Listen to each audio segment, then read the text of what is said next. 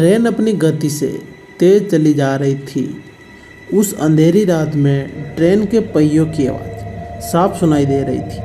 Train के बाहर पूरी तरह से अंधेरा हो चुका था और ट्रेन का डिब्बा पूरी तरह से खाली था। रात के लगभग 8:30 बज रहे थे। रिया कहती है कि अब तक तो मुझको 2 घंटे पहले ही घर पहुंच जाना था। उसकी ट्रेन 2 घंटे लेट हो चुकी थी और अभी भी उसको घर पहुंचने में 2-3 घंटे और थे। इतने में अचानक से ट्रेन रुक जाती है। रिया खिड़की के पास से बाहर देखती है। अरे ये तो एक स्टेशन है, लगता है चाय तो यहाँ आराम से मिल जाएगी। एक 60 साल की अम्मा ने उसको पुकारा, बेटा सुनो तो। रिया बोली, हाँ अम्मा, अरे मेरे लिए एक चाय ला दोगी क्या? मेरे पति गए हैं बाहर, लेकिन मैं उनको बोलना भूल गई। तुम ला दो ना बेटा। कोई बात नहीं आंटी, मैं लेकर आ जाती हूँ।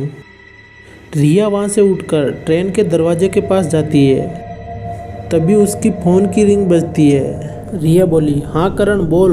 अरे कहाँ हो तुम? अरे मैंने तुमको बताया था ना कि मैं छुट्टी पर हूँ और अभी मम्मी पापा के पास जा रही हूँ। कहाँ पहुँची अभी तक? घर पहुँच गई क्या? रिया, अभी नहीं, अभी मम्मी पापा कहीं बाहर गए हैं, इसीलिए छोटी को लेकर वहाँ जा रही हूँ, उनको सरप्राइज देना है। रिया, तुम्हारी बहन कैसी है? मेरी बहन हिम्मत वाली है, वो ठीक हो जाएगी। चलो अब फ़ोन रखती हूँ, मेरी चाय ठंडी हो रही है। अरे बेटा तू आ गई, चाय के लिए धन्यवाद बेटा। उसने आंटी के बगल में एक 65 साल के बुढ़े अंकल को देखा। शायद वो उसका पति होगा जो कि फ़ोन में खोया हुआ था। आंटी ने रिया से पूछा, कहाँ जा रही हो बेटा? रिया ने कहा, जबलपुर स्टेशन। रिया के स्टेशन का नाम सुनते ही बुढ़े के हाथ से फ़ोन गिर जाता है। वो दोनों परेशान और घबराए हुए उस रिया को देखने लगते हैं। रिया बोली, क्या हुआ आंटी, कुछ प्रॉब्लम है? आंटी अटकते हुए बोली, वो बेटा वो स्टेशन है ना, वो। तभी वो आंटी उठती है और तुरंत रिया के पास आकर बैठ जाती है। बेटा वहाँ रात के समय कोई नहीं जाता है, वहाँ कोई तो है। रिया बोली, वहाँ क्या है, साफ साफ बताओ। पता नहीं बेटा, वहाँ कई मौतें हो गई है रातों को, दिन में कोई प्रॉब्लम नहीं है। आंटी ये आप क्या बोल रही हो, मैंने तो ऐसा कभी नहीं सुना। आंटी बोली, रात के वक्त जो भी उस स्टेशन पे उतरता है वो कभी भी जिंदा नहीं आता है। बेटा तुम ऐसा करो, तुम हमारे साथ एक स्टेशन पहले ही उतर जाओ, हम तुम्हें सुबह तुम्हारे घर छोड़ देंगे। रिया बोलती है, नहीं आंटी, मैं कैसे जा सकती हूँ, मेरा आज घर पहुँचना बहुत ज़रूरी है और ऐसे में किसी पे भी विश्वास कैसे कर सकती हूँ, किसी अनजान के घर में कैसे रुक सकती हूँ, आप ही बताइए।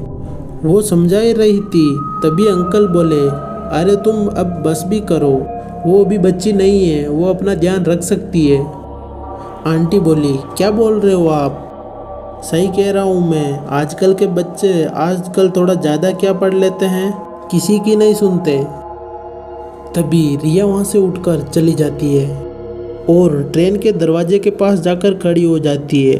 लगभग 10-20 मिनट हो रहे थे। आंटी का स्टेशन आ गया था। वो आखिरी बार और रिया से पूछा, बेटा अब चलो भी। वो रिया जानबूझकर उस आंटी से नज़र नहीं मिला रही थी और उनका ना ही कोई जवाब दे रही थी। वो दोनों एक स्टेशन पहले ही उतर जाते हैं। काश रिया भी उनके साथ उतर जाती तो अच्छा होता। आखिर क्या है जबलपुर रेलवे स्टेशन पर? आखिर वो अंकल आंटी बार बार क्यों मना कर रहे थे रिया को? क्या रिया जो भी कर रही है सही कर रही है? ये हम देखेंगे पार्ट 2 में। पार्ट 2 के लिए चैनल को सब्सक्राइब एंड वीडियो को लाइक कर दो। मिलते हैं नेक्स्ट पार्ट में, तब तक के लिए राधे राधे।